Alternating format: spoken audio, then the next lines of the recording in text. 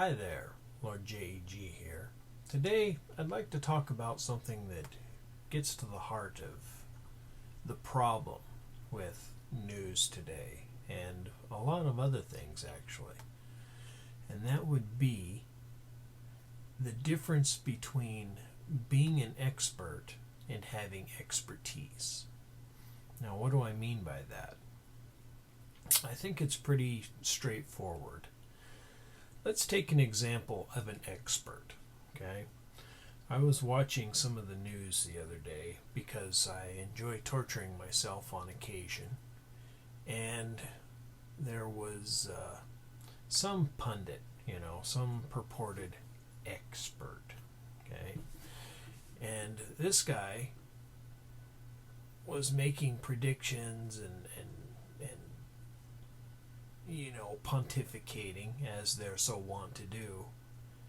And he was wrong about every single thing he was talking about.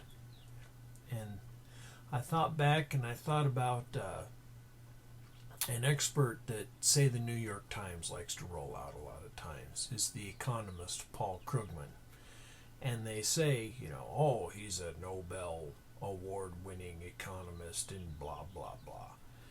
And every single prediction that this guy has ever made, especially when it regards the beginning of the Trump administration, is ridiculous. The guy has been wrong about every single thing. Again, an expert, a prize-winning economist, a PhD in economics, an expert by any sense of the word, any stretch of the word. And here he is, consistently wrong about everything. So what's the problem with experts? The problem with most experts is that they have no expertise. Okay, now there's a big difference. Okay, you get to be an expert, or you're considered an expert, especially in the more white-collar type professions, white-collar type industries, by basically having a bunch of letters after your name. Okay, PhD, MA, whatever, MD, PhD, blah blah blah. The problem is that most of these people have spent all of their time in academia, so they have no real world experience, and that's where expertise comes from. I'll give you a little example. Okay, I was in the construction industry for 30 years. I built roads. I worked for a government department mostly as an inspector. I did survey work, I did testing work, I did all sorts of things like that. But mostly as an inspector. About my last 20 years was as an inspector. But I never went to college. I started to go to college, and it's one of those things. It just wasn't for me. I couldn't get to where I wanted to be, and I couldn't figure out a way to take the classes that I wanted to take and fulfill my interests and get what would be considered a legitimate degree. So I basically I kind of did the smorgasbord college thing. So I got some economics from here, and some business management from here, and some chemistry and physics from here, and some science from over here, and some things. But you put it all together, and none of it is consistent enough to get any kind of college degree. So, so there you go. So basically I flushed, however many thousands of dollars down the toilet because I couldn't play by their rules, man. Okay, but that's largely irrelevant to the conversation. But just to say, I don't have a degree. I don't have a bunch of letters after my name. I am not by any means an expert. However, because I have had 30 years of being around road construction, I have a lot of expertise. And I'm going to give you a little example of this.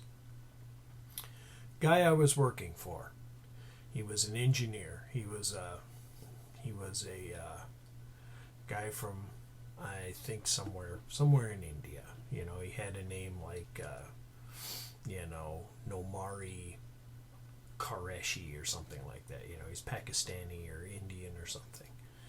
Anyway, he had his engineering degree, had his professional engineering license, and we were talking one day. I was talking to the contractor about a thing and how we were going to need to change it because it was beyond the scope of what was outlined in the plans, and so we were going to do what's called force account. And force account is basically where the contractor gets paid an additional amount of the equipment that he has to do the job plus 10%. So equipment, labor plus 10%.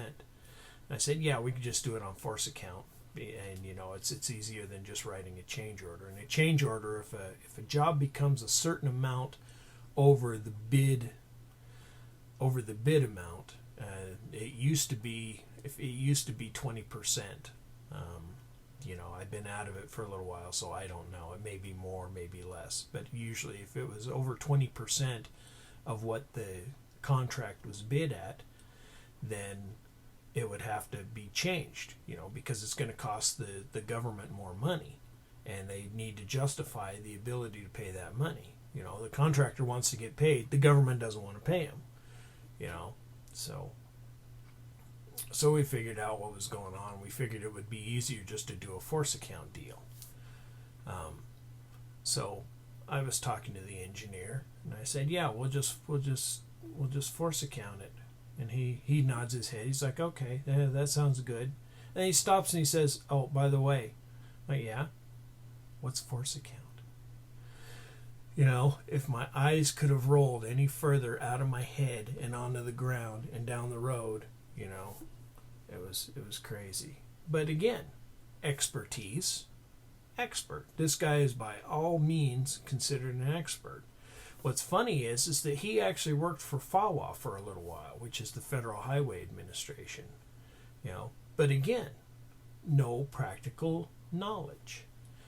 Strictly behind a desk, strictly learning from out of a book, strictly, if he went on a job site, it was, as an observer. He didn't participate in any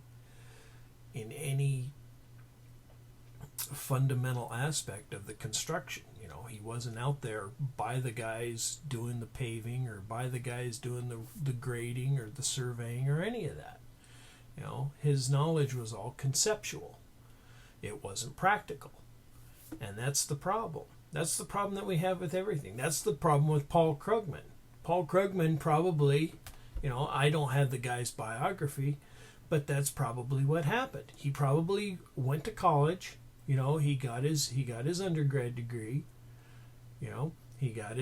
and then he probably went to work for a bank, and while he was working on his master's or whatever, and then he worked on his PhD.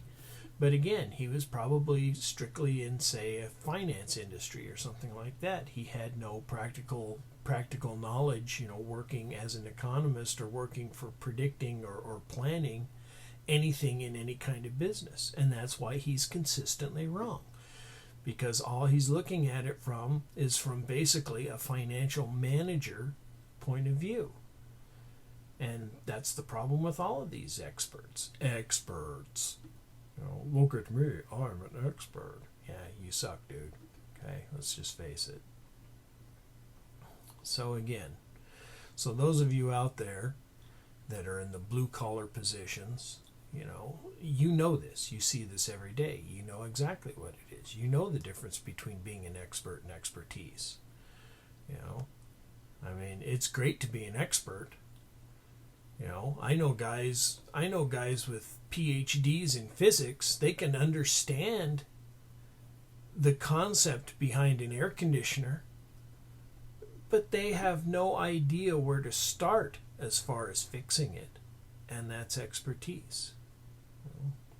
So all of you blue collar guys, you keep the world running due to your expertise. People may look down at you because you're not an expert, but who cares? That all goes out the window when your toilet doesn't work. And that's basically all I really wanted to talk about today. Thanks for swinging by. Take care.